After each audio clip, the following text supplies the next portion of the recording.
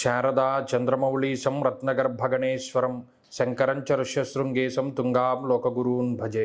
శృంగేరి శారదాపీఠ ఉభయ జగద్గురువుల యొక్క పాదపద్మాలకి నమస్కారం చేసుకుంటూ జ్యోతిష్ శాస్త్రాన్ని భావితరాల వారికి ప్రసాదించిన ఋషుల యొక్క పాదపద్మాలకి, అలాగే నాకు జ్యోతిష విద్యను నేర్పిన గురువర్యులు జ్యోతిష బ్రహ్మ కీర్తిశేషులు శ్రీ ఏరంకి సూర్యనారాయణమూర్తి గారు సూర్యశ్రీ దైవజ్ఞ గారి యొక్క పాదపద్మాలకి నమస్కారం చేసుకుంటూ ఓం శ్రీ మహాగణాధిపతి నమః, శ్రీ గురుభ్యో నమః, హరి ఓం. వీక్షకులందరికీ నమస్కారం. సెప్టెంబర్ మాసమందు ద్వాదశ రాసుల వారికి ఏ విధమైనటువంటి శుభాశుభ ఫలితాలు కలగబోతూ ఉన్నాయి. ప్రత్యేకించి మీ రాశి వారికి నవగ్రహముల తాలూకు సంచారం వల్ల సంభవించేటువంటి శుభాశుభ ఫలితములు, అలాగే ఆ గ్రహముల యొక్క స్థానములు, ఆ స్థానస్థిత గ్రహముల తాలూకు ఫలితాలని పూర్తి శాస్త్రబద్ధమైనటువంటి ప్రమాణంతో గోచార దర్శనం వంటి ఉత్కృష్టమైనటువంటి గ్రంథం ఆధారంగా సప్రమాణంగా తెలియజేసేటువంటి ప్రయత్నం చేస్తాను. చాలా క్లుప్తంగా ఈ కార్యక్రమాన్ని మనం చూద్దాం. అయితే ఈ సెప్టెంబర్ మాసంలో ఉండేటువంటి గ్రహగతుల్ని ఒక్కసారి పరిశీలనం చేస్తే దీర్ఘ సంచార గ్రహములలో ఏ విధమైనటువంటి చెప్పుకోదగ్గ మార్పు లేదు గత మాసంతో పోల్చుకుంటే. అనగా శనేశ్వరుడు వక్రగతిలో మీనరాశి యందు సంచరిస్తూ ఉన్నారు. అలాగే రాహుకేతువులు కుంభరాశి సింహరాశులు యందు సంచరిస్తూ ఉన్నారు. అలాగే గురుగ్రహం కర్కాటక రాశి యందు తన యొక్క సంచారంలో ఉన్నారు. కాబట్టి దీర్ఘ సంచార గ్రహముల్లో మార్పులేమీ లేవు. ఇక మిగతా గ్రహముల యొక్క స్థితిగతులను చూస్తే రవిగ్రహం ఈ నెలలో 18వ తారీఖున కన్యా సంక్రమణాన్ని చేయబోతూ ఉన్నారు. అలాగే ఈ మాసంలోనే 19వ తారీఖున కుజుడు తన యొక్క సంచారాన్ని కర్కాటక రాశిలోనికి ప్రారంభం చేయబోతూ ఉన్నారు. అలాగే ఈ మాసం మొత్తం మీద బుధుడు తన యొక్క సంచారాన్ని కన్యారాశి యందు, శుక్రుడు తన యొక్క సంచారాన్ని తులారాశి యందు, అంటే రెండు గ్రహాలు కూడా తమ తమ స్వక్షేత్రములలో సంచారాన్ని ముందుకు తీసుకెళ్లబోతూ ఉన్నారు. ఈ రకమైనటువంటి వాతావరణం ఉన్నది. ఇటువంటి గ్రహస్థితిలో భాగంగా మీ రాశి వారికి ఏ విధమైనటువంటి ఫలితాలు కలగబోతూ ఉన్నాయో మనం ఇప్పుడు తెలుసుకుందాం. తులారాశి వారికి సెప్టెంబర్ మాసంలో ఉండేటువంటి గ్రహస్థితిని గనక మనం కొంత గమనిస్తే, జన్మరాశి యందు శుక్రుడు, లాభస్థానస్థిత రవిగ్రహము, దశమ కేంద్రమందు గురుడు, భాగ్యమందు కుజుడు, 12వ భావమందు బుధుడు, షష్ఠ శనేశ్వరుడు వక్రగతిలో, పంచమ రాహువు.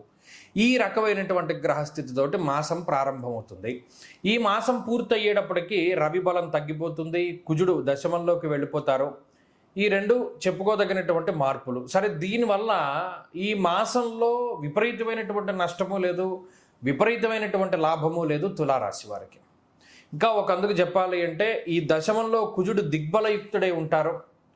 అలాగే శనేశ్వరుడు వక్రగతిలో ఉండడం వల్ల కూడా కొంత అది ఉద్యోగపరమైనటువంటి ఒత్తిడికో దేనికో కారణమవుతుంది తప్పితే అంతకు మించినటువంటి చెడు ఫలితం ఏదీ లేదు. సరే, 18వ తారీఖు వరకు రవి బలం ఉన్నప్పుడు ప్రథమార్థంలోనే ఈ సెప్టెంబర్ మాసాన్ని తులారాశి వారు ఉపయోగించుకోవాలి.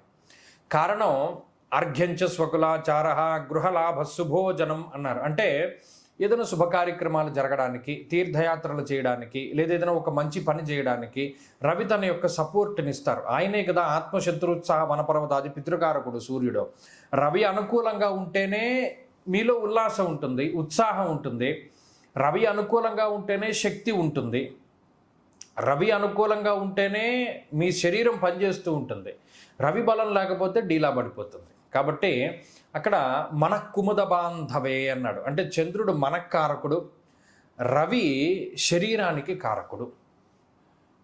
తర్వాత ప్రత్యేకించి షష్ఠస్థానమందు ఉండేటువంటి శనేశ్వరుడు ఈయన కొంతవరకు తులారాశి వారిని కాపాడుతూ ఉన్నారు. ఇది ఒక మంచి పరిణామం. అయితే జన్మరాశి యందు శుక్రుడు కూడా యోగిస్తూ ఉంటారు. కాబట్టి తులారాశి వారికి ఏంటి అంటే ఆర్థికమైన బాధలు ఉండవు, ఉద్యోగపరమైనటువంటి ఒత్తిడి ఉంటుంది. కొన్ని సందర్భాల్లో ఒంటరితనాన్ని ఫీల్ అవుతూ ఉంటారు. కొన్ని సందర్భాల్లో ఉద్యోగంలో కాలాన్ని గడుపుతూ ఉంటారు. కొన్ని సందర్భాల్లో దూరత్ర ప్రయాణాలు చేస్తూ ఉంటారు. కొన్ని సందర్భాల్లో ముఖ్యంగా 18వ తారీఖుకి ముందు మాత్రము కొంత ఏదైనా పాజిటివ్గా వీరు ముందుకు వెళ్ళడానికి వాటికి కూడా అవకాశం ఉంటుంది. కాబట్టి ఇక్కడ ఈ మాసంలో తులారాశి వారు అంత చెప్పుకోదగ్గ చెడు లేదు, అంత చెప్పుకోదగ్గ మంచి లేదు, మధ్యస్థంగా వెళ్ళిపోతుంది. ఏదైనా ముఖ్యమైనటువంటి పనులు, ఇంటర్వ్యూలు, లేకపోతే ఏదైనా కోచింగ్లు ఇటువంటి వాటికి వెళ్ళాలి అంటే 18కి ముందుకు వెళితేనే వీరు కొంత లాభాన్ని పొందగలుగుతారు. ఇది ఒక ముఖ్యమైనటువంటి సూచన. అలాగే 18వ తారీఖు దాటాక 12లోకి రవి వచ్చినప్పుడు స్థాన చలనానికి అవకాశం ఉంటుంది. ఒక ప్రాంతాన్ని వదిలి వేరే ప్రాంతానికి వెళ్ళవలసి రావడము, లేదా ఉద్యోగ పరంగానో వ్యాపార పరంగానో, లేదా ఏదైనా తీర్థయాత్రలకనో పుణ్యనది స్నానాలకనో, లేదా ఏదైనా క్షేత్ర దర్శనమనో ఇలా ప్రయాణాలు చేయడానికి వాటికి అవకాశం ఉంటుంది. దానివల్ల కూడా కొంత డబ్బు ఖర్చు అవ్వడం, శారీరక శ్రమ ఉండడానికి కూడా ఈ మాసంలో చూడవచ్చును. అంతకుమించి తులారాశి వారికి ఏమి ఇబ్బందులు లేవు. వీరు మరిన్ని శుభ ఫలితాలను పొందడానికి ఈ మాసంలో ప్రత్యేకించి తులారాశి వారు దత్తాత్రేయ స్వామి వారి యొక్క ఆరాధన చేస్తూ ఉండడం చెప్పదగినటువంటి సూచన. ప్రతిరోజు సిద్ధమంగళ స్తోత్రాన్ని చదువుకుంటూ ఉండండి. గురువారం నాడు మీరు స్వీట్లు అంటే పసుపు రంగులో ఉండేటువంటి స్వీట్లు దానం చేస్తూ ఉండడం, అంటే బూందీ కానీ తొక్కుడు లడ్డు కానీ లేదా కాజాలు కానీ ఇటువంటివి ఏమైనా సరే దానం చేస్తూ ఉండడం. జిలేబీలు కానీ ఎవరైనా తింటే వారికి దానం చేయడము, లేదా శనగపప్పు శనగపిండితో చేసినటువంటి పదార్థాన్ని దానం చేయడము, పసుపచ్చ రంగులో ఉండేటువంటి పళ్ళని దానం చేయడము, శనగలు దానం చేయడము, ఇటువంటి వాటి వల్ల కూడా గురుబలాన్ని పెంచుకుంటారు. ఇది గురువారం నాడే చెయ్యాలి. మీరు ఏవి దానం చేశారో అవి మాత్రం తినకూడదు ఆ రోజు. అలా చేస్తే గురుబలం అన్నది ఖచ్చితంగా పెరుగుతుంది.